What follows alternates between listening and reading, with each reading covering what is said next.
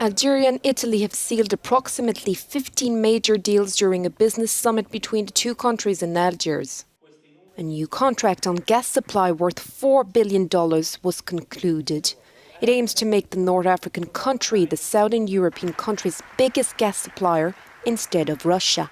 Algeria has long been a key country for our energy supplies.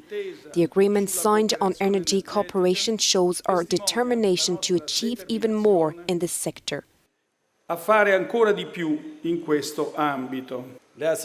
We will work in the near future to strengthen our partnerships and investments, particularly in the oil, gas and mining production sectors, from which our Italian partner is already benefiting from a significant part of the activity.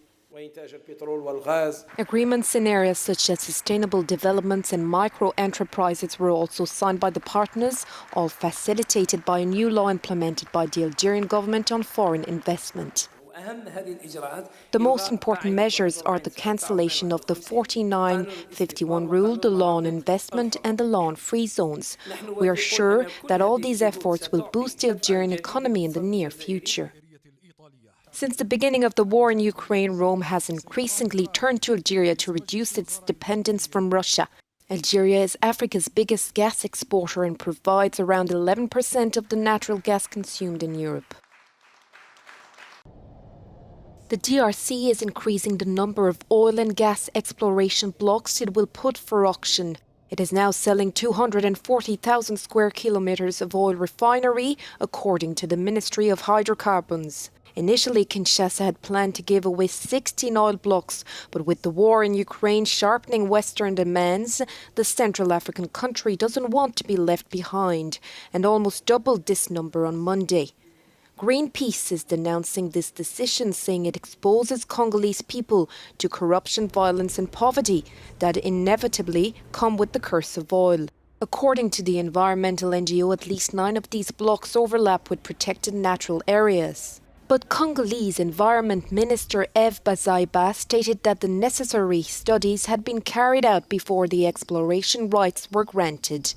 The auction is scheduled to start next week.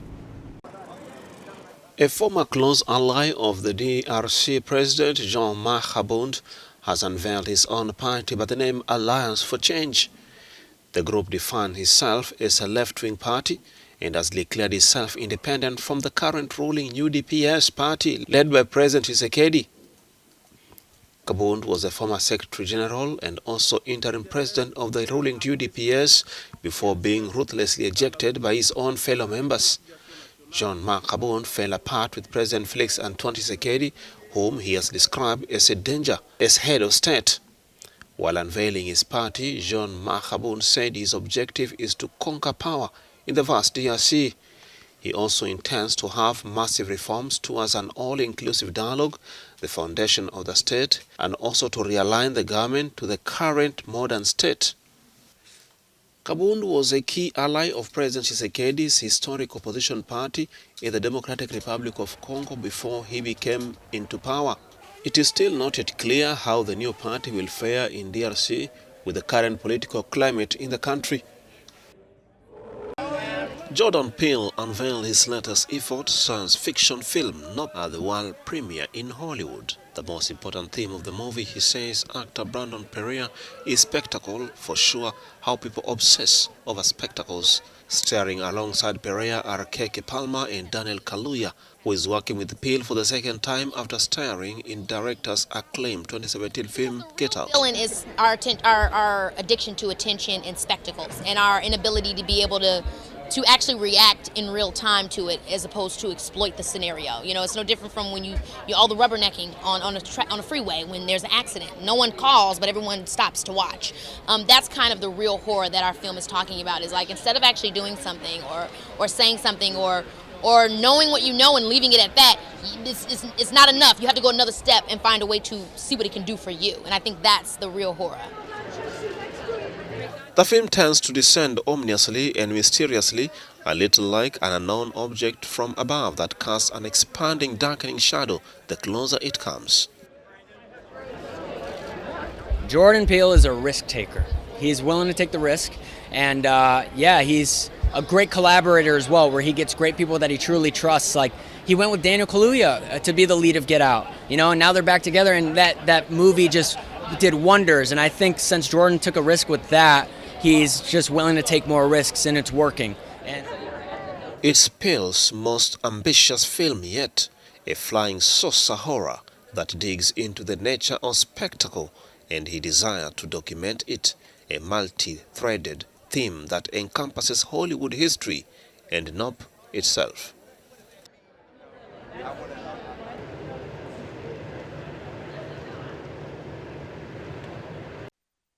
After the first discussions for a better adaptation to climate change and the need to implement climate finance, the second day of the Petersberg Climate Dialogue leaned towards the energy transition for a rapid reduction of carbon emissions. The world has demonstrated on various occasions their commitment to the meeting the responsibilities of climate change, while at the same time the various components must be dealt with in an equitable manner, whether it is the matter of mitigation, adaptation, or loss and damage and finance.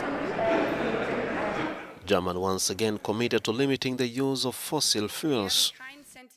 We will not deviate 1 inch from our climate targets. On the contrary, we will move even faster away from fossil fuels and massively increase our ambitions in the development of renewable energies, but especially in energy efficiency.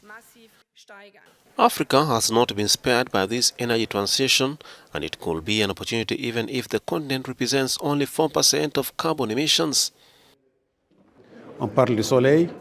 We are talking about sun, we are talking about wind, and we are talking about hydrogen and green hydrogen. Africa can industrialize with clean energy, but Africa can also potentially export the surplus energy it will produce. Africa has a deep deposit of energy.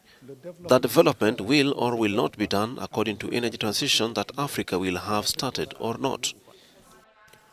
However, this transition to renewable energy cannot be done without the DRC. The country holds tons of strategic mineral used for batteries that store solar energy or in the automotive industry, in addition to its hydroelectric potential. The energy transition cannot be done without the DRC. Why not? Because the DRC has the raw materials. It has the solutions for energy transition. We have the water resources capable of giving us hydroelectric energy. We have coltan, cobalt, and lithium.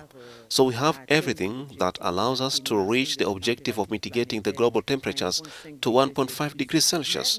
But we are faced with this dilemma because we have our ways of life to serve humanity.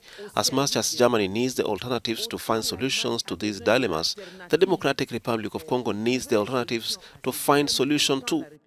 The Petersberg Dialogue, which has just ended here in Berlin on Tuesday, has paved the way for other pre-COP 2017 summits. Another summit is expected in September in the DRC and will involve experts who will discuss climate emergencies and solutions for the preservation of biodiversity in the Congo Basin, which is the lungs of the planet.